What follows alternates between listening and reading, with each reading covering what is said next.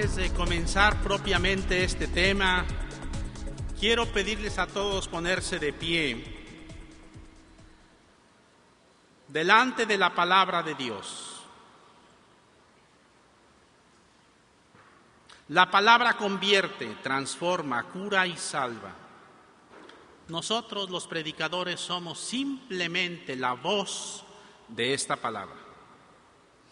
Por eso veneramos, respetamos, amamos, predicamos y queremos vivir esta palabra. Yo los invito a hacer un signo de veneración, de amor a la palabra, inclinando por algunos segundos nuestra cabeza delante de ella, para mostrar que nos sometemos, nos abrimos, la acogemos y queremos vivirla. En el nombre del Padre, del Hijo, del Espíritu Santo, sentados.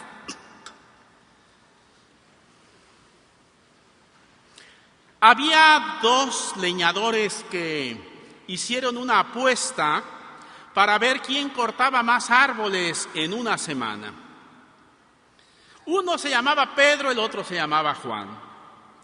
Llegaron muy temprano el día lunes para cortar los árboles y con mucho esfuerzo, sin descanso, toda la mañana cortaron los árboles. Al mediodía, Juan se retiró a su cabaña.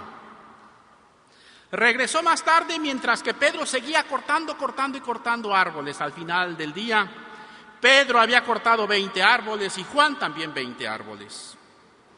La apuesta se parecía muy interesante. El martes, lo mismo, comenzaron el trabajo.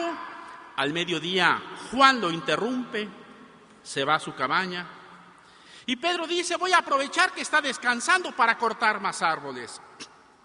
Al final del día, Pedro había cortado solo 18 y Juan continuó cortando 20. El día siguiente, martes, la misma historia. Llegan, comienzan a cortar árboles desde el amanecer. Al mediodía Juan se va a su cabaña. Pedro sigue cortando árboles y pegándole con su hacha. Y dice, ahora sí le voy a ganar. Pero al contar los árboles, Pedro solo había cortado 16. Y Juan cortó 20. Sucedió lo mismo el miércoles, solo que al resultado final del día, Juan había cortado 20 y Pedro solo 14. Llegó el viernes y sucedió lo mismo. Al final, Pedro no entendía por qué él cada día cortaba menos árboles, mientras que Juan, que se iba a descansar, cortaba siempre la misma cantidad de árboles. Y entonces, cuando se dio por vencido porque vio los números, que Juan seguía cortando los mismos 20 árboles el lunes, martes, miércoles, jueves y viernes, y en cambio él descendía de 20, 18, 16, 14, 12, le preguntó a Juan, yo no entiendo, ¿por qué? Si tú te vas a descansar, ¿cómo es que tú sigues cortando más árboles que yo? Y Juan le respondió, no, yo no me voy a descansar, yo me voy a afilar el hacha. Yo no me voy a descansar, yo voy a afilar el hacha para que tenga filo y pueda seguir cortando. Muchos de ustedes, queridos hermanos, están trabajando en la evangelización, en un trabajo pastoral, pero ¿cuántos árboles estás cortando? Es necesario sentarse y afilar el hacha. Esto es el discipulado.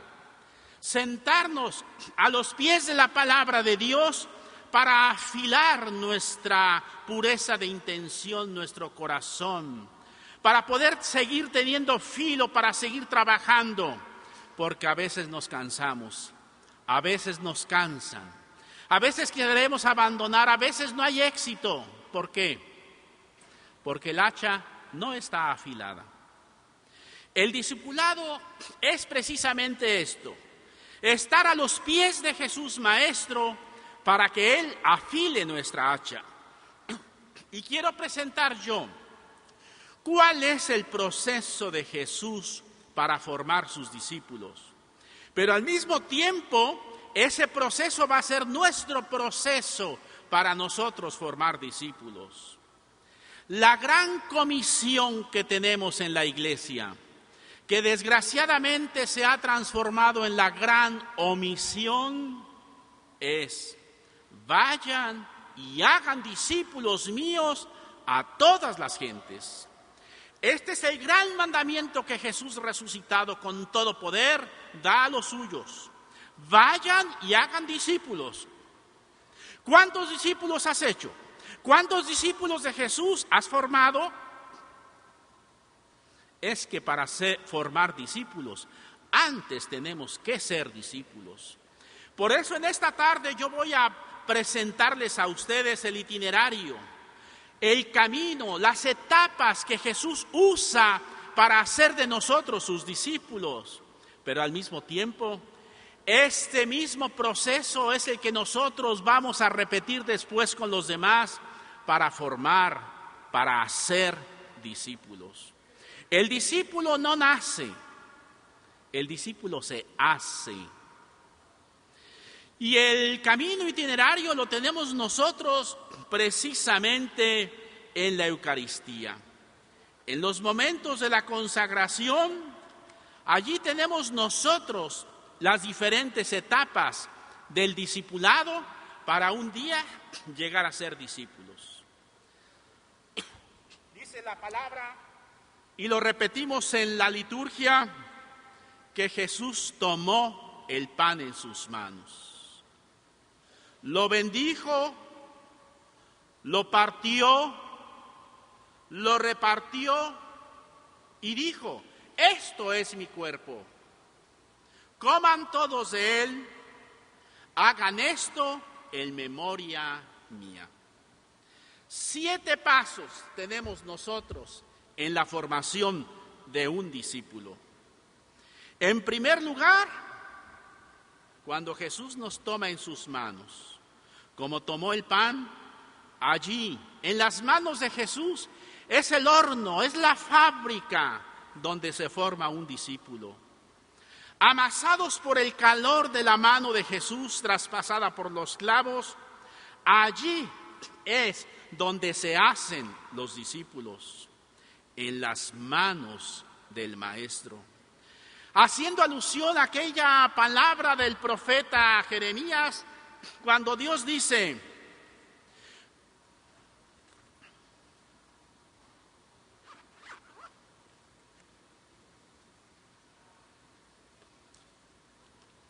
como el barro en las manos del alfarero, así son ustedes, casa de Israel, en mis manos.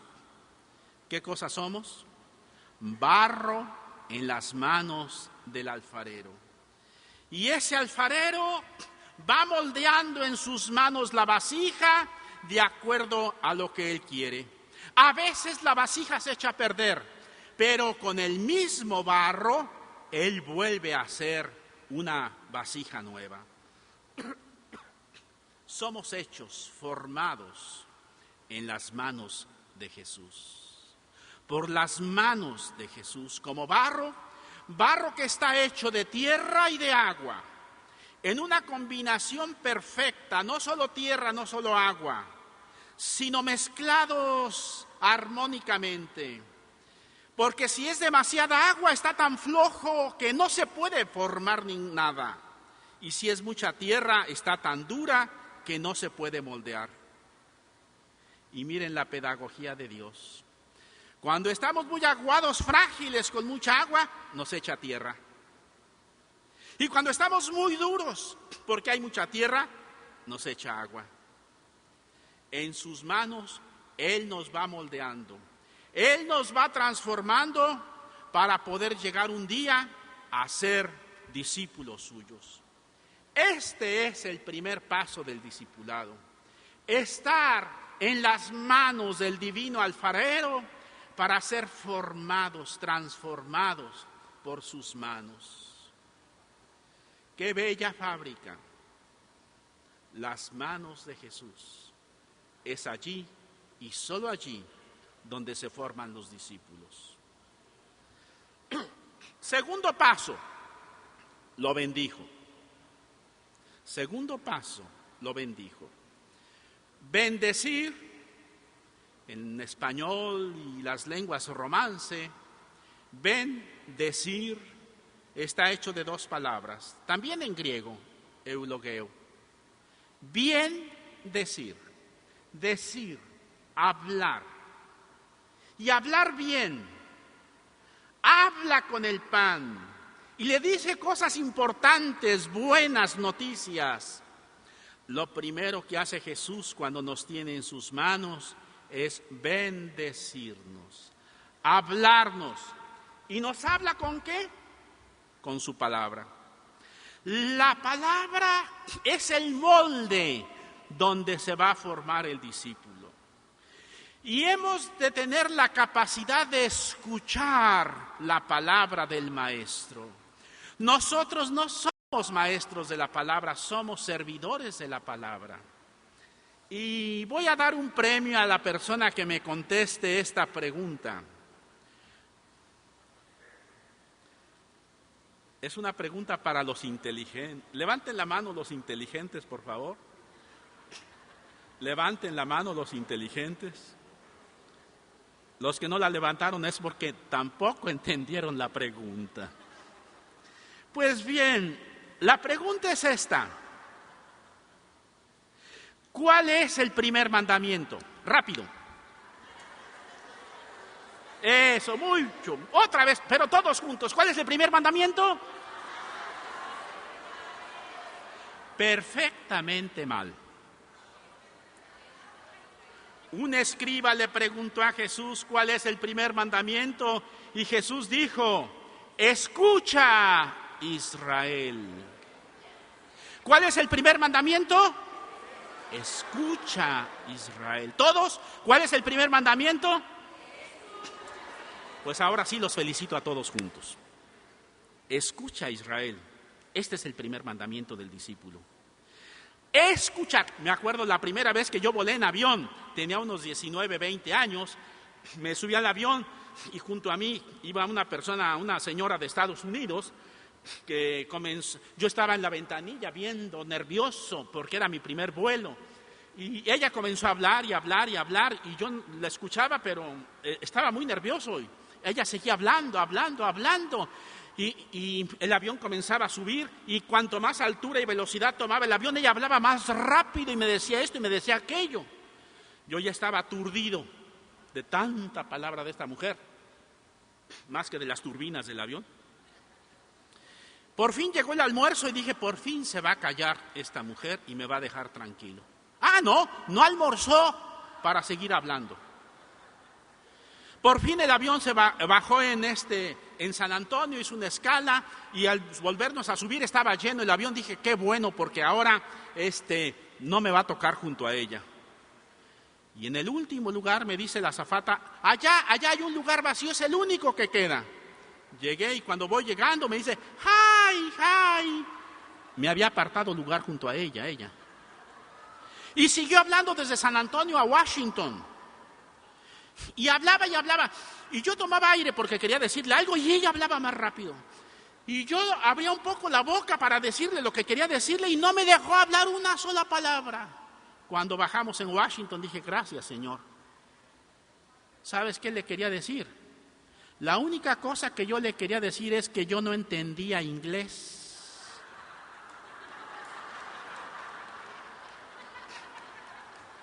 ¿Cuántas veces le hablamos al Señor en vez de sentarnos a los pies del Maestro para escuchar su palabra? El amor a la palabra es el signo distintivo de un discípulo de Jesús. Y como siempre hago preguntas indiscretas, ya las hice allá en el simposio y la voy a repetir aquí. Me gustaría ver cuántas personas tienen aquí su Biblia en la mano. A ver, ¿cuántas personas tienen la Biblia? Levanta la Biblia, a ver, ¿dónde está? La Biblia. Eso. Levantar la mano es fácil. Levanten la mano los que traen Biblia. No voy a preguntar cuántos traen celular. Pero para muchos el celular es más importante, pero Dios no habla por el celular. Dios habla por la palabra. Olvida cualquier cosa. menos la palabra de Dios, menos la Biblia.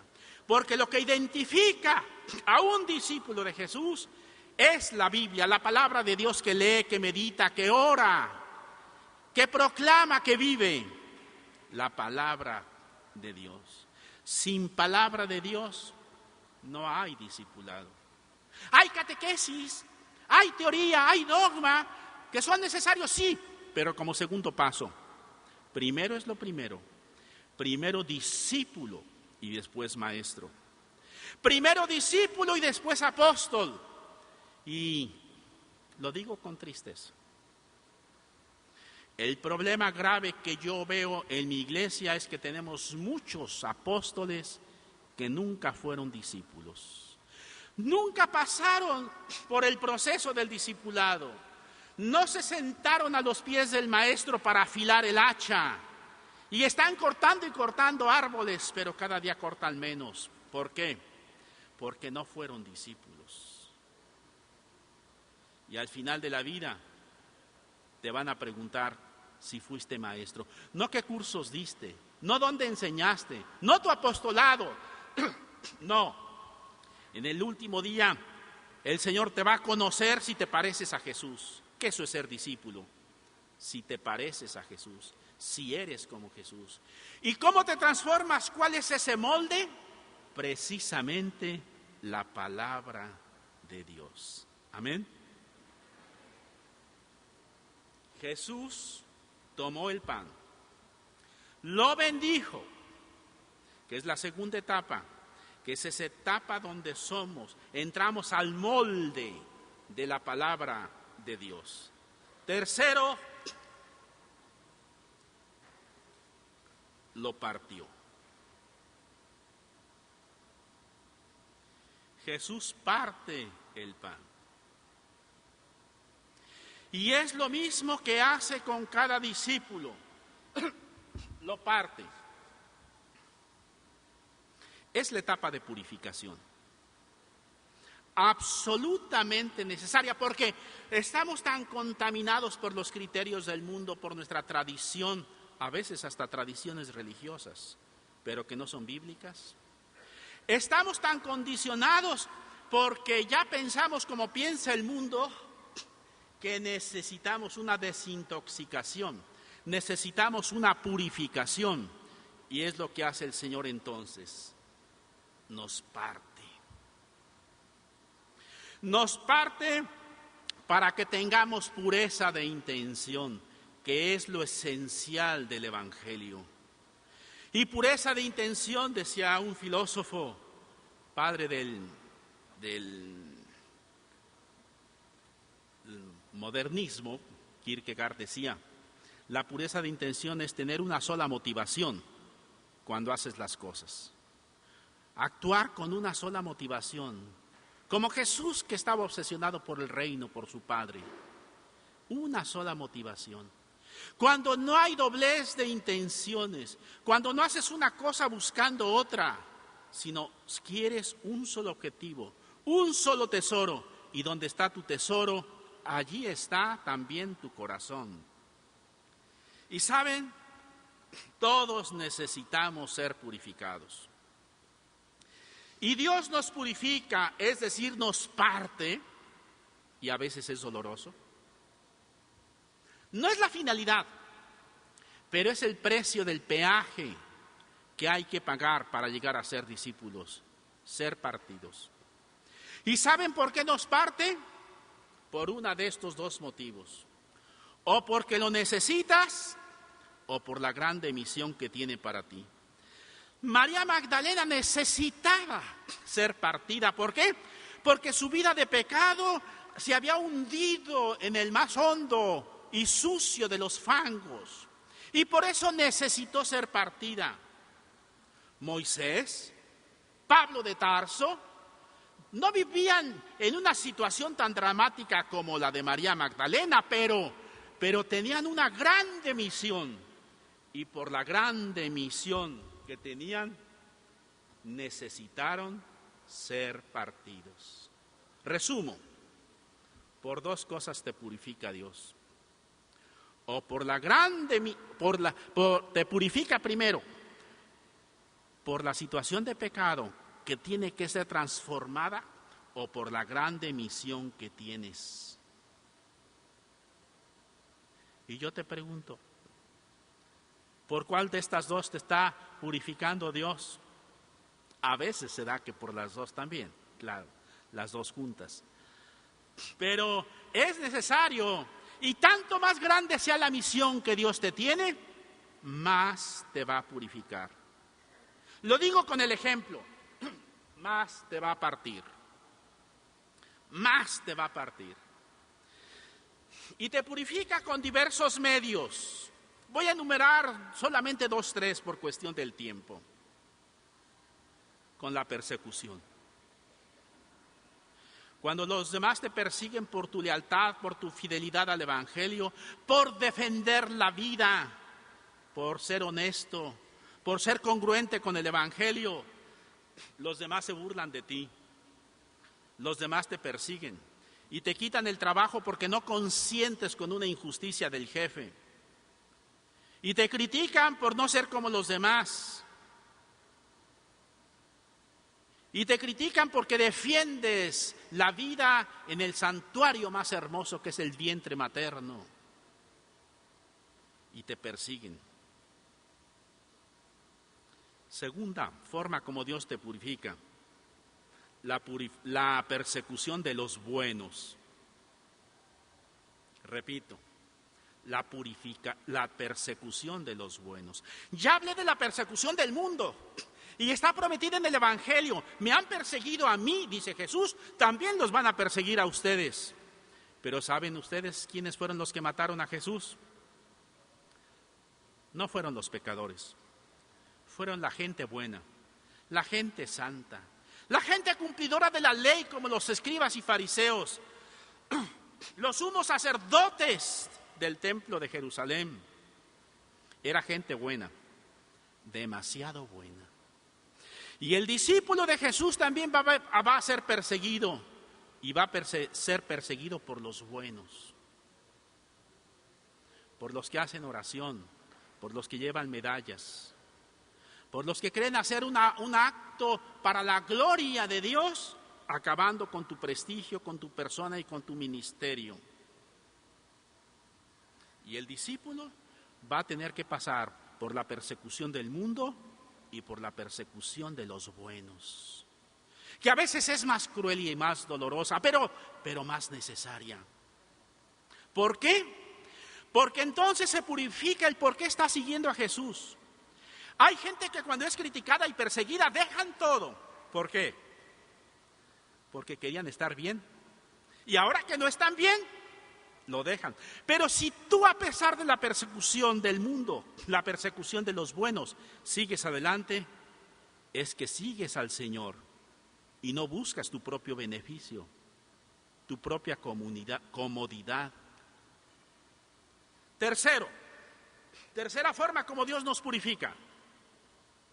El fracaso. Dios no quiere que fracasemos, no. Es más, nos dijo que haríamos cosas mayores que Jesús. Pero algunas veces permite la caída, algunas veces permite una pausa, a veces fallan todos los recursos humanos. ¿Para qué? Para que no trabajes por el éxito, sino trabajes por el reino. ¿Cuántas veces, y lo digo por mí mismo, yo he trabajado hasta por un aplauso? Y si no hay aplausos, a veces no me siento bien. ¿Cuánta gente trabaja para tener éxito, para subir en un escalafón jerárquico? Y si no hay éxito, dejan todo. Están trabajando por el éxito, no están trabajando por el Señor. Por eso, bendito fracaso cuando toca la puerta de nuestro corazón, porque me permite decirle: Señor, no trabajo por los frutos, trabajo por ti. Y aunque, como dice el profeta, la higuera no diera sus higos, aunque no hubiera ganado mayor o menor en el establo, yo, Señor, te voy a alabar, te voy a bendecir. Porque no te alabo por lo que tú me das, sino por lo que tú eres. Bendito fracaso cuando nos permite purificar nuestras intenciones.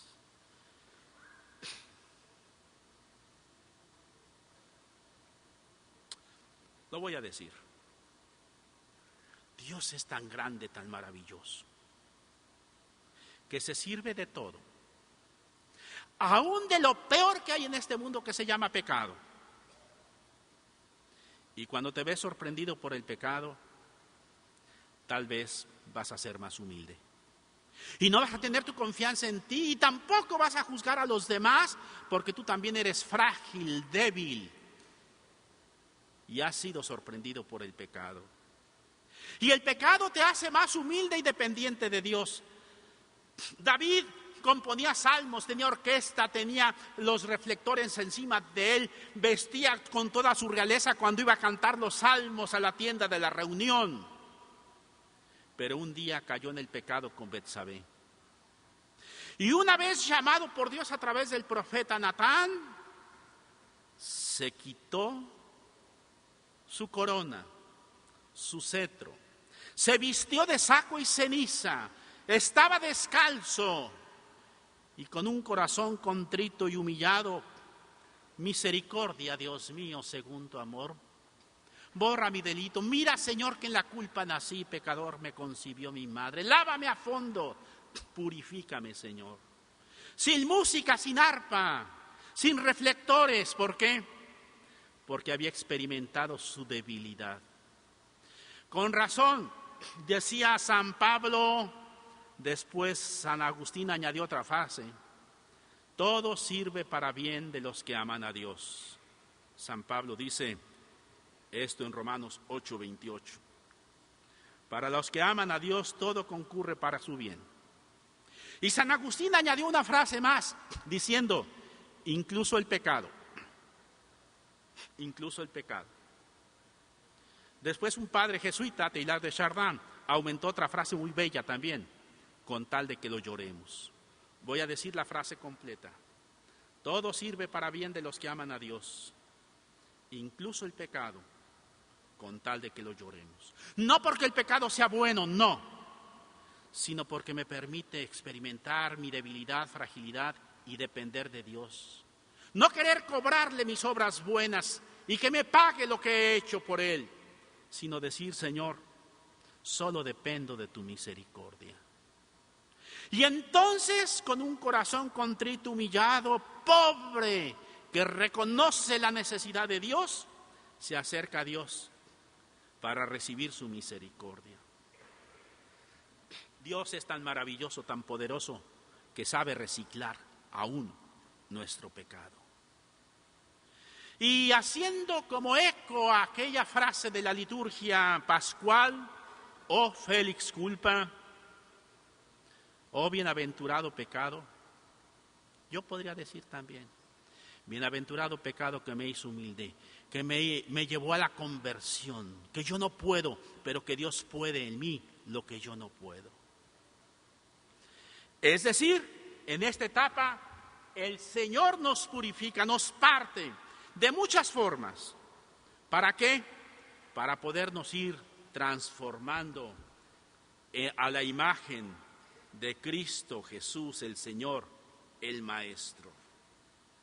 Siguiente punto, toma el pan, lo bendice, lo parte y lo reparte.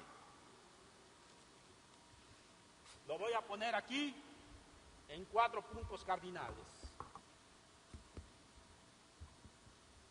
Lo reparte. El discípulo es para ser repartido, sí. Comienza a los pies del maestro, sí. Se va a la choza para poder afilar el hacha, pero después tiene que seguir el camino y ser evangelizador y hacer lo que su maestro hizo. Porque si el discípulo es como el maestro, también hace lo que el maestro. Por eso somos repartidos. Repartidos, si partidos significa la purificación, repartidos significa la misión. El discípulo tiene una misión. Vayan por todo el mundo y hagan discípulos míos a todas las gentes. Vayan y anuncien la buena nueva y serán mis testigos en Jerusalén, Judea, Samaria, hasta Quebec. Serán mis testigos.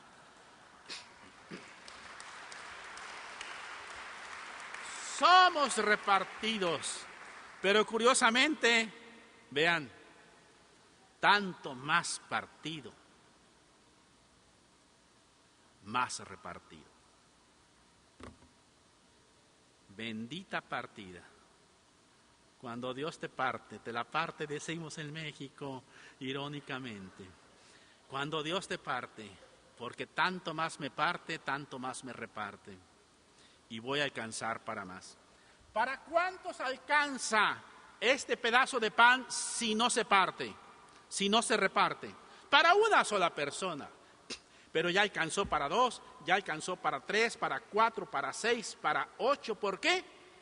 Porque es partido y repartido. Y tu misión no tiene límites. Repito, tu misión no tiene límites. Estás llamado a ir hasta los confines de la tierra. Allí donde el Evangelio no ha llegado, y no me refiero a ir a las antípodas de tu país de origen. Me refiero a llevar el Evangelio a tu trabajo, a tu casa, a tu familia, a tu suegra. Allí donde el Evangelio no ha llegado. Allí estamos llamados a llevar el Evangelio.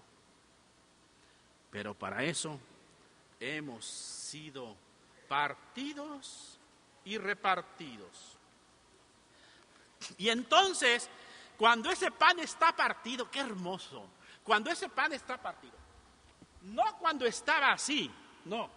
Ahora que está partido, ahora que está repartido, Jesús dice, esto es mi cuerpo. ¿Qué dice Jesús? En español, esto. En francés, ceci est mon corps. En inglés, esto es mi cuerpo. ¿Qué es esto? Tú, discípulo. Tú que estabas en las manos de Jesús, tú que fuiste bendecido, tú que fuiste partido, tú que fuiste repartido, tú eres el cuerpo de Cristo. ¿Por qué? Porque ser discípulo es ser otro Cristo. Dice Jesús en el Evangelio de San Mateo, le basta al discípulo ser como su maestro. Es decir, un discípulo es el que es como su maestro. El que piensa como su maestro, el que tiene los mismos sentimientos que su maestro, el que tiene los mismos objetivos, el que tiene las mismas estrategias que su maestro. Eso es ser un discípulo de Jesús. Cuando Jesús puede decir, este es mi cuerpo. Sin embargo, no lo dice en singular en este, sino dice esto. ¿Por qué? Porque el discipulado solo se vive en comunidad. Solo los panes partidos y repartidos, pero unidos, son discípulos de Cristo Jesús. Resumo, ¿qué cosa es ser discípulo? Ser discípulo de Jesús es ser otro Jesús. Piensa, reza, perdona, vive, muere como Jesús, dando su vida por los demás. No lo voy a preguntar, pero lo dejo como inquietud. ¿Cuántos discípulos de Jesús hay aquí? ¿Cuántos de ustedes se parecen a Jesús? Jesús dijo, quien me ve a mí, ve a mi Padre. Y quien te ve a ti, ve a Jesús. ¿Está Jesús en tu fábrica, en tu trabajo, en tu oficina, en tu familia, en tu casa? ¿Está Jesús? ¿Eres presencia de Jesús allí? Esto es mi cuerpo. Llegar a ser cuerpo de Cristo. Un cuerpo con diversidad de carismas y de ministerios, pero unidos con una fe, con un solo espíritu, con un solo Dios y Padre, con un solo Señor, Jesucristo. Diferentes, sí, pero unidos por un mismo espíritu, por un mismo objetivo, con una sola misión: que Cristo sea conocido, amado, servido en este mundo. Apasionados por el Señor Jesús, que Él, como dijo San Pablo, Él es mi vida. Mi vida es Cristo.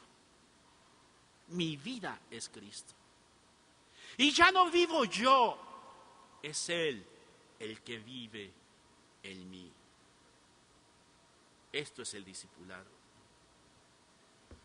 Por eso, en esta etapa, y ya no sé cuántas llevamos, 5, en esta etapa, somos transformados en el cuerpo de Cristo, pero no de forma individual, sino como unidad, como iglesia.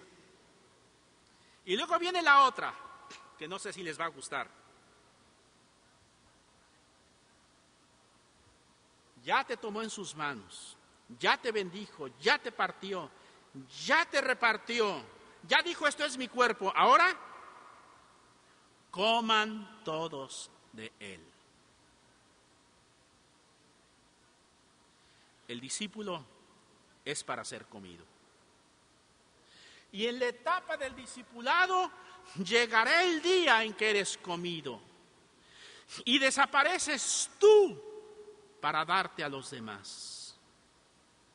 Y lo que importa no es ni siquiera tu propia identidad, sino que tu propia identidad es precisamente tu misión: ser comido. Para eso es el discípulo, para ser comido por los demás. Así como este pan, ¿perdón?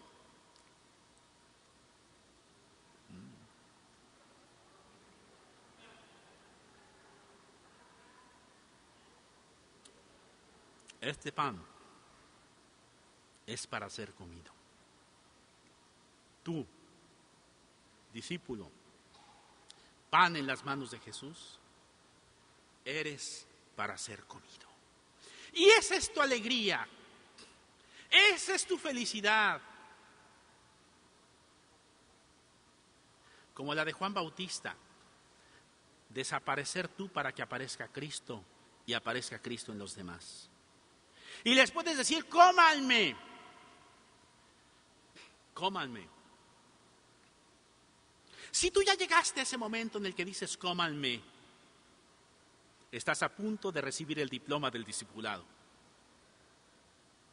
¿Pero qué van a comer de ti? Y yo pienso, ¿qué les damos de comer a los nuestros? ¿Qué le doy de comer a mi familia? ¿Qué le doy de comer a mi parroquia? ¿Qué le doy de comer a mis fieles? ¿Qué le doy de comer a la comunidad? ¿Mis amarguras? ¿Mis divisiones? ¿Mis tristezas? ¿Mis angustias? ¿Mi dolor? En México tenemos los nopales, que es un cactus muy espinoso. ¿Cuántas veces hemos sido cactus? Nopal espinoso, que cuando los otros nos comen se espinan y quedan llenos de heridas que sangran. ¿Qué estás dando de comer a los demás? ¿Cómo te estás dando de comer? Quieras que no, los demás te comen. Quieras que no, los demás te comen. ¿Pero qué comen? ¿A qué sabes? ¿A nopal mexicano o a cuerpo de Cristo? Coman todos de él.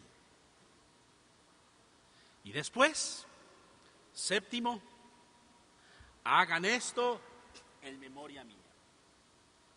Hagan esto en memoria mía. ¿Repetimos? Hagan esto.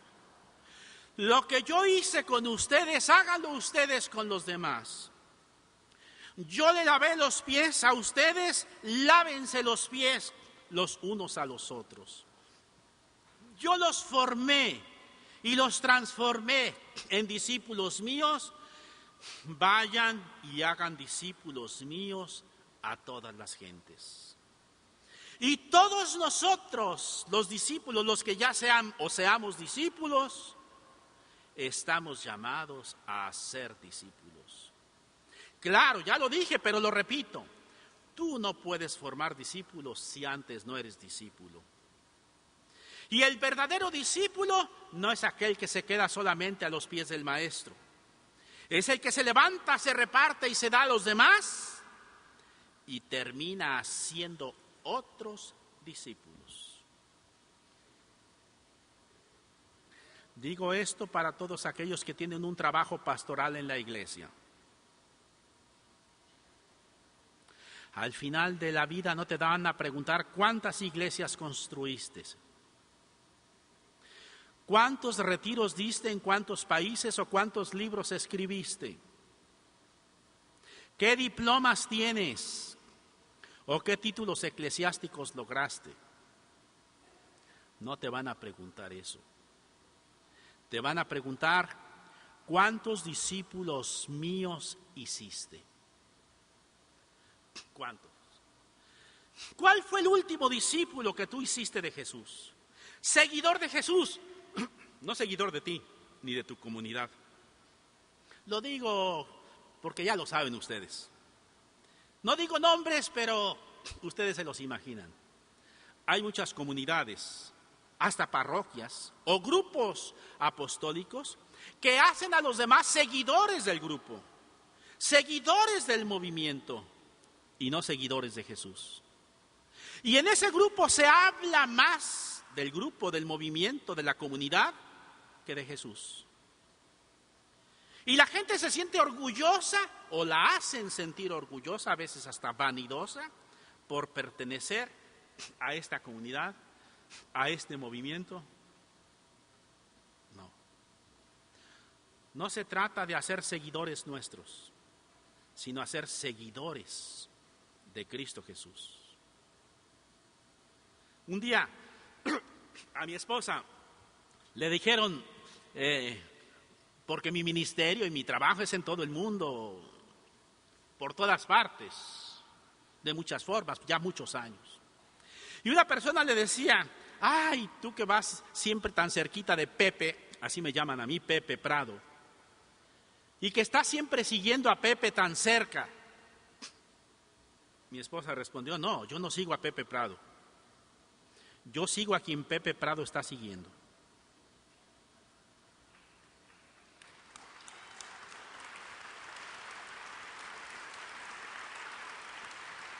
¿La gente está siguiendo a tu comunidad, tu grupo apostólico, o está siguiendo a Jesús?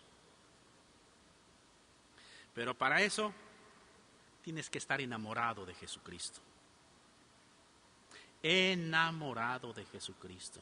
Que tu vida sea Cristo Jesús y no quieras saber otra cosa que a Jesús y estés fascinado por Él. Y Él llene tanto tu vida que quieres que llene la de los demás. Hay una misionera colombiana que cada vez que nos vemos en un congreso, cada 3, 4 años, se acerca y me pregunta, su merced, ¿usted sigue enamorado? ¿Su merced está enamorado todavía de Jesucristo? Nos vemos 4 o 5 años después. Su merced, ¿sigue enamorado de Jesucristo? Un día yo estaba en Houston tratando de hacer una llamada telefónica y no podía por la cuestión del idioma y duré varios minutos en el teléfono intentando marcar y alguien me tocó el hombro. Yo dije, es una persona que quiere usar el teléfono porque yo ya tengo mucho tiempo aquí. Y entonces me volteo y me pone la mano aquí y me dice, su merced, ¿sigue enamorado de Jesucristo? Era Blanca Ruiz, una misionera colombiana. Su merced, ¿sigue enamorado de Jesucristo? ¿De veras Cristo Jesús es tu vida? ¿O tus propios intereses, ventajas por seguir a Cristo? Por eso, cuando se pierden las ventajas por seguir a Jesucristo y no lo seguimos más que porque solo Él tiene palabras de vida eterna, estamos a un paso de llegar a ser discípulos. Cuando lo sigues por Él, porque no puedes vivir sin Él. No es fácil a veces seguir a Jesús, pero es mucho más difícil no seguirlo. Es mucho más difícil dejarlo. Mucho más. Pero ni siquiera por eso lo sigo. Lo sigo por Él. Porque solo tú tienes palabras de vida eterna. Porque me amó y se entregó por mí, decía Pablo de Tarso. Por eso lo sigo. Porque tuve un encuentro personal con Él en Damasco y no puedo dejar de hablar de lo que he visto y oído y experimentado. Porque quiero que los demás vivan lo que yo he vivido y experimentado. Por eso hagan esto en memoria mía. Hagan discípulos, formen discípulos. Esta es la gran comisión. La gran comisión que muchas veces se ha transformado en la gran omisión de nosotros. Bendita conferencia de Aparecida que ha hecho despertar un tema que estaba dormido, paralizado en la Iglesia Católica, el discipulado. Y nos ha hablado que somos discípulos y misioneros. No misioneros y discípulos, no. Primero discípulos y después misioneros. Bendita acción del Espíritu Santo en los obispos de América Latina, del Caribe, que ha comenzado a ser sensible a esta dimensión del discipulado. Y sabes una cosa, si a mí me preguntaran, dime una cosa que quisieras en la vida, solo una, yo respondería, lo único que quiero es ser discípulo de Jesús. Lo único que quiero es ser discípulo de Jesús.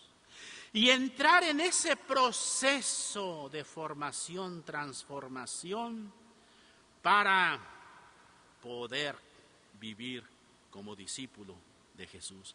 Poder vivir, pensar, sentir, amar, perdonar, orar, predicar y morir como Jesús. Es lo único que vale la pena. Y tu alegría profunda será cuando tú formes a otros. Cuando como Andrés, y voy a terminar con el ejemplo de Andrés, porque es muy bello, porque la escuela de evangelización que fundamos y que está trabajando ya en 61 países, con más de 2,000 escuelas de evangelización, se llama San Andrés. ¿Por qué? Porque Andrés fue aquel que fue a buscar a su hermano Simón y lo llevó a Jesús. ¿Cuántos Simones has buscado para llevarlos a Jesús? Y Andrés después va bajando en la categoría de las listas de los apóstoles. Si nosotros las tomamos cronológicamente, en Mateo está en el segundo lugar, después en Lucas va bajando al tercero, en los Hechos de los Apóstoles ya va hasta el final. ¿Por qué? Porque lo que importaba era su hermano Simón Pedro. Un discípulo es aquel que trae a Jesús otros discípulos. Pero la alegría de Andrés era, yo traje a Pedro, que sirve a Jesús más que yo, que predica a Jesús mejor que yo, que ama a Jesús más que yo mismo. Y el día de Pentecostés, cuando Simón Pedro se levantó, tomó la palabra en la plaza de Jerusalén y se convirtieron 3,000 almas, ¿dónde estaba Andrés?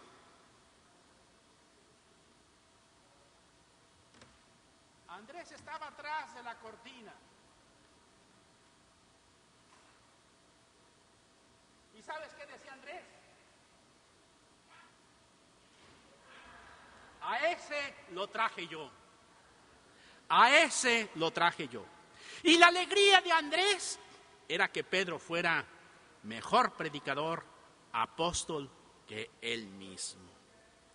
Y esta es la alegría de un verdadero discípulo, que ha hecho colaborado para que otros sirvan, prediquen, hasta amen a Jesús más y mejor que él mismo.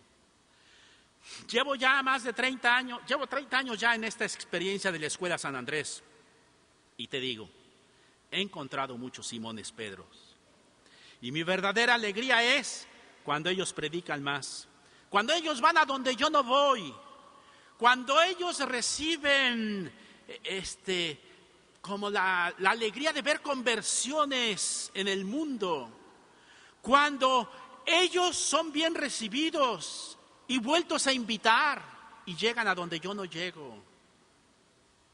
Yo sé que yo soy pecador, pero un pecado no he cometido el día de hoy, hasta el día de hoy. Tener envidia de otro que evangelice mejor que yo. Sobre todo si ha salido de las escuelas de evangelización. Yo me enorgullezco y digo, a ese lo traje yo, a ese lo formé yo, y esa es mi alegría. Conclusión, hermanos.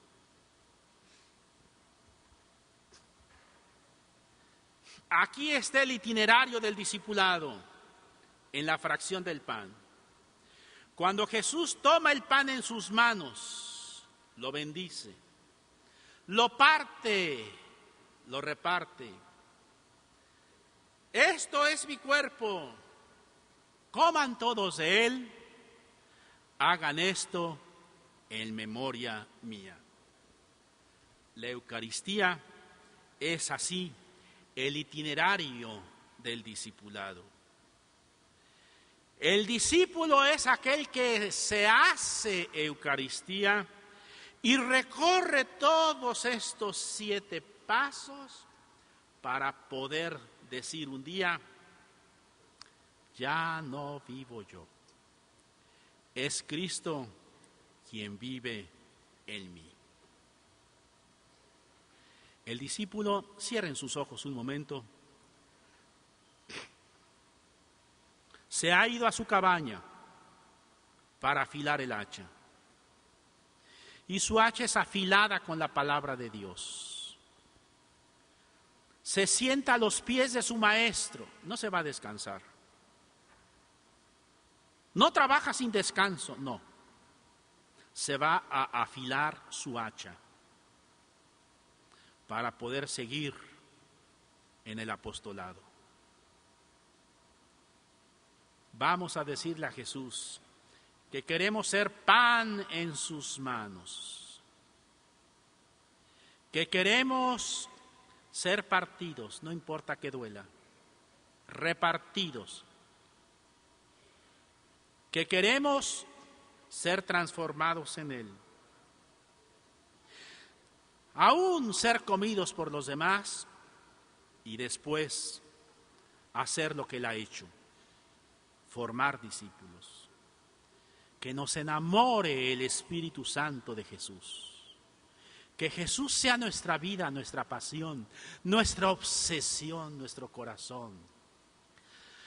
Que Jesús llene toda nuestra mente, afectos, intereses, objetivos. Que Jesús llene todo nuestro corazón con todo amor. Y que un día ya no viva yo, sino que sea Cristo Jesús el que vive en mí. Gracias, Señor, por los discípulos que estás haciendo. Tú eres el Maestro, Señor. Afila nuestra hacha, Señor, con este proceso eucarístico de tomarnos en tus manos, bendecirnos, partirnos y repartirnos y decir, este es mi cuerpo. Coman todos de él, hagan esto en memoria mía. Amén.